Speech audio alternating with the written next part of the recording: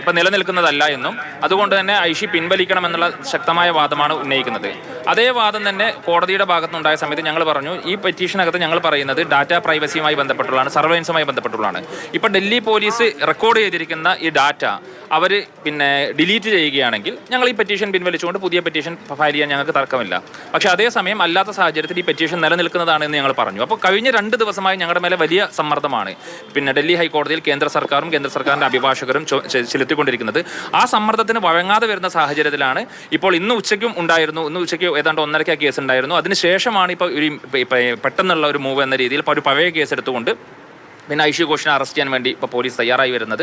ഈ കേസ് 30-ാം തീയതിയാണ് വെച്ചിരിക്കുന്നത്. 30-ാം തീയതിയുടെ മുമ്പേ പോലീസിനെ വിളിക്കുന്ന സമയത്ത് തന്നെ ഐഷി 30-ാം തീയതി ഹാജരാകാമെന്നും അതിനു മുമ്പ് ആവശ്യമായ അപേക്ഷകൾ എല്ലാം കോടതി മുമ്പാകെ നൽകാമെന്നും ഇന്ന് രാവിലെയും കൂടി പോലീസിനെ അറിയിച്ചിട്ടുള്ളതാണ്. പക്ഷേ അതൊന്നും മാനിക്കാതെ ഈ ഐഷിയുടെ മുമ്പിൽ ഇനിയും ഹാജരാകാൻ സമയമുണ്ട്, ഇനിയും നിയമപരമായിട്ടുള്ള നടപടികൾ നടത്താൻ വേണ്ടിയുള്ള സാധ്യതകളുണ്ട്. അതുണ്ടാകുന്ന സമയത്ത് തന്നെ ഇത്തരം ഒരു സമീപനം എടുക്കുന്നത് സ്വാഭാവികമായും വ്യക്തിവിരോധം തീർക്കാൻ വേണ്ടി സമരത്തിന് നേതൃത്വം നൽകിയ ഒരു പ്രധാനപ്പെട്ട നേതാവ് എന്ന രീതിയിൽ കോടതിയിൽ സർക്കാരിനെതിരെ പോരാടിക്കുന്ന CPM ഉന്നയിക്കുന്ന 30-നാണ് ഈ കേസ് പരിഗണിക്കുക. 2021 കേസാണ് നേരത്തെ നമ്മൾ പറഞ്ഞതുപോലെ. ആ കേസിൽ ഇനിയും നിയമപരമായി സമയമുണ്ട്. അത് പോലീസിനെ അറിയിച്ചാണ് 30-നാണ് കേസ് പരിഗണിക്കുന്നത്. അതിന് മുൻപ് ഈ ഡൽഹി സമരവുമായി ബന്ധപ്പെട്ട് കസ്റ്റഡി എടുക്കാനുള്ള ശ്രമമാണ്. പക്ഷേ മറ്റൊരു കേസിൻ്റെ പേരിൽ കസ്റ്റഡി എടുക്കാനുള്ള ശ്രമം എന്താണ് CPM-ന്റെ ആരോപണം.